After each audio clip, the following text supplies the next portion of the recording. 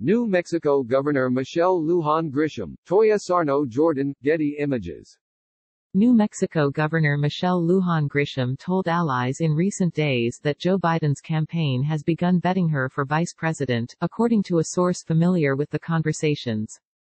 Harry Reid, the influential former Senate Majority Leader, has encouraged Biden, a friend, to consider Nevada Senator Catherine Cortez Masto. But as Latino lawmakers and donors step up their lobbying on behalf of both women, the two most prominent Latina prospects for vice president have been overshadowed by other contenders, another sign, some worry, of the stubborn disconnect between a critical segment of the electorate and the Biden campaign. Biden's campaign has been slow to diversify its staff, and after critics say it paid little attention to Latino voters in the primary, the campaign has work to do to make up ground in reaching the group, a problem that pollsters say could result in persuadable Latinos moving toward President Donald Trump or sitting out the election. "I'm concerned Biden still doesn't have strong Latino advisors that are his peers," said Domingo Garcia, president of the League of United Latin American Citizens. "The Latinos, in the campaign, they're like on the little kids' table. They're not at the grown-ups' table." Cortez Masto and Lujan Grisham were never considered the most likely candidates for vice president, with several higher-profile and better-connected Democrats in consideration. Cortez Masto told CBS News in November that she would decline to be a running mate if she was offered the position, though Democrats close to her have said it would be difficult, if not impossible, for her to pass. Neither contender is actively promoting herself. But many Latino advocates are searching for inroads into the campaign to press their case for Cortez Masto and Lujan Grisham, arguing that either represents a critical opportunity to increase Latino turnout in swing states. Mayra Macias, executive director of Latino Victory Project, an organization that endorsed Biden ahead of the Nevada caucuses and is dedicated to electing Latinos, said she is aware of at least one lawmaker advocating for Lujan Grisham inside the Biden campaign, while Cortez Masto has great allies like Senator Harry Reid. Henry Munoz, a former finance chairman of the Democratic National Committee, is involved in lobbying to promote a Latina for vice president, according to multiple Democrats familiar with the effort.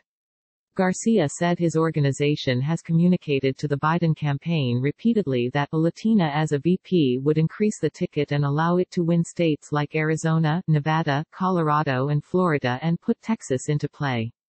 Representative Sylvia Garcia, D. Texas, said she has been texting with Los Angeles Mayor Eric Garcetti, a Biden campaign co-chair and member of his four-person running mate selection committee, who she said asked for her input on the selection process.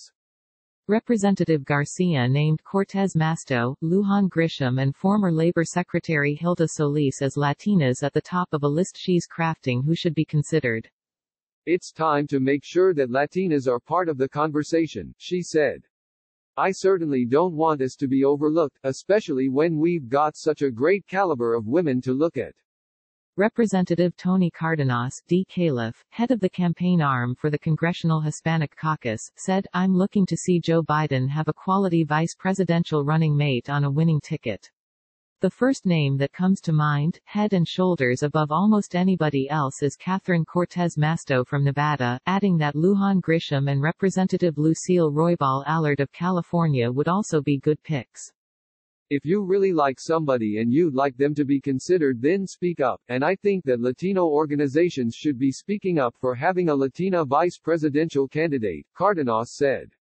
"I personally have spoken up and I'll continue to do that." A source familiar with the Biden campaign's vice presidential selection process said that with respect to almost every single thing people read or hear about this effort, those who talk don't know and those who know don't talk. Engagement with these groups, which we hold in the best esteem, as well as with the Latino community, is at the heart of our campaign. Anything people think they know about frontrunners, they can be assured has no truth to it. This is a broad, exhaustive process that involves over a dozen women, including Latinas. Several Latino strategists acknowledge that their vice presidential lobbying efforts so far have lacked cohesion. Externally, it has been sidetracked, Macias said, by the coronavirus pandemic. She said her organization is now planning, both a public-facing and internal campaign, to encourage Biden to select a Latina as a running mate. After Biden in late April named his running mate selection committee, Macias said, "We have a stronger sense of who the folks that we should be talking to are." Internally, Cristobal Alex, a senior Biden advisor, had once been viewed by Latino donors and activists as a potential conduit to Biden in the search for a running mate. But he has little influence over decision-making on that issue, according to multiple people familiar with the campaign.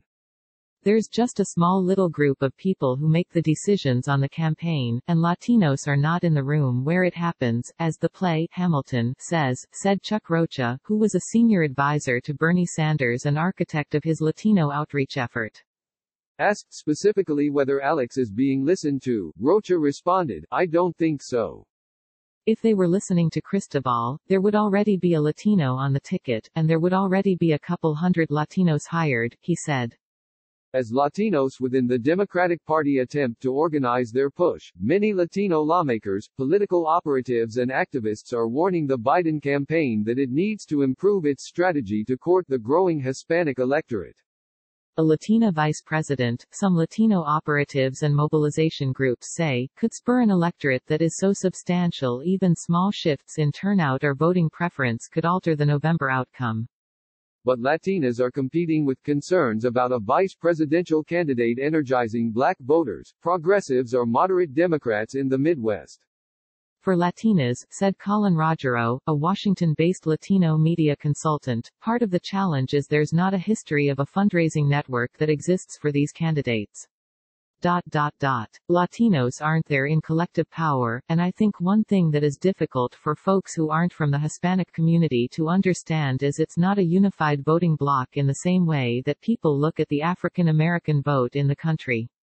He said, "It's not like there's a bench for the Biden campaign or Democrats nationwide to look at," adding that with many Latinos in Congress still relatively junior, it's not like they have a whole bunch of swag yet. The presidential primary was the latest example. In a historically large field of Democrats, only one candidate, former Housing and Urban Development Secretary Julian Castro, was Latino. He dropped out before the Iowa caucuses and has yet to formally endorse Biden. And Cortez Masto and Lujan Grisham are examples of how recently Latinos have begun to capture the levers of power. Cortez Masto is the first Latina member of the U.S. Senate. In 2018, Lujan Grisham became the first female Democratic governor of New Mexico and the first Democratic Latina governor nationwide. Henry Cisneros, who was mayor of San Antonio when, in 1984, he was interviewed to be Walter Mondale's presidential running mate, said Cortez Masto or Lujan Grisham would be great choices. But he added, "I personally would cut the vice president some slack if he picked the person he thought would absolutely help him with the election, and I don't want to put any extra pressure on him myself."